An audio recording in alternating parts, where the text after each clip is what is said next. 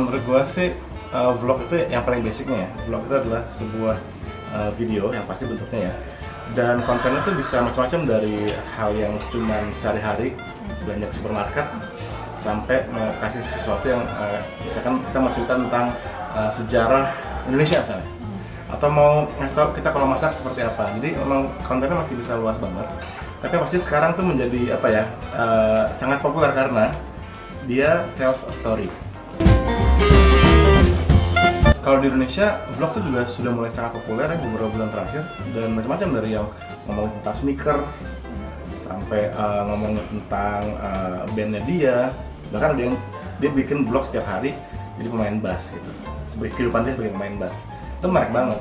Ada juga tapi yang vlogging jadi populer karena hal yang sebenarnya kurang patut dicontoh ya. Kalau kita bikin sesuatu yang dipublish, kita kan memberikan contoh ya, nggak cuman ke teman-teman sekitar kita, tapi juga yang nonton itu kan misalkan kita upload di YouTube gitu misalnya.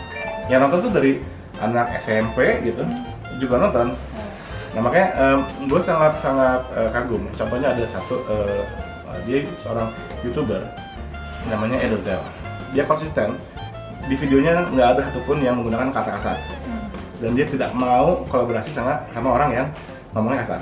Dan itu konsisten, cek semua video. Dan itu contohnya menurut gue, harusnya tuh kita yang udah ngerti tentang teknologi, ngerti tentang cara bikin vlog, ngerti cara ngedit, itu mesti manfaatkan power itu untuk sesuatu yang positif gitu loh. Jadi itu bentuk tanggung jawabnya seperti itu. Berikut ini beberapa tips vlog pintar ala Indra Aziz dari Vokal Plus. Yang pertama, kita mesti memikirkan audiens kita, karena video kita akan ditonton dan ditonton oleh manusia beneran ya. Dan kita nggak tahu, kadang-kadang di situ ada teman-teman kita yang masih duduk di bangku SMP, ada juga yang pokoknya berbagai macam. Jadi kita mesti bertanggung jawab dengan cara kita berbicara, tata cara bahasa kita gitu ya. Kalau gue sih gue nggak suka pakai kata-kata yang nggak enak. Gue lebih senang pakai kata-kata yang sopan dan enak didengar. Yang berikutnya, kita juga mesti membuat konten yang jangan membuang waktu audiens kita, karena mereka udah klik video kita, udah spend waktu untuk duduk dan nonton video kita harus mesti menghargai waktu mereka ya.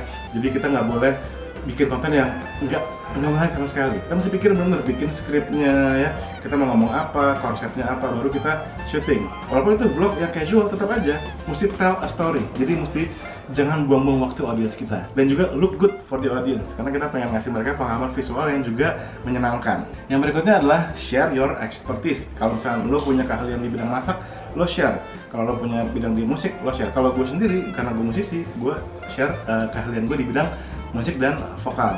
Karena currency di dunia online adalah informasi. Jadi kalau lo bisa share informasi itu baik banget buat audiens lo dan juga baik buat lo, karena lo juga jadi belajar lagi hal yang baru dan memperkuat knowledge yang udah lo punya. Dan yang terakhir, kalau lo udah punya video vlog yang sudah konsisten, lo udah punya fans, udah punya audiens, itu artinya lo sudah punya power. Nah kalau udah punya power, kita jangan abuse that power ya, dengan cara memberikan influence yang jelek kayak gitu. Kita mesti tahu bahwa apapun yang kita lakukan, apapun yang kita contohkan itu kan dicontoh oleh audiens kita. Jangan sampai kita abuse of power. Sekian aja tips vlogging pintar dari Indra Aziz. Sampai ketemu di video selanjutnya.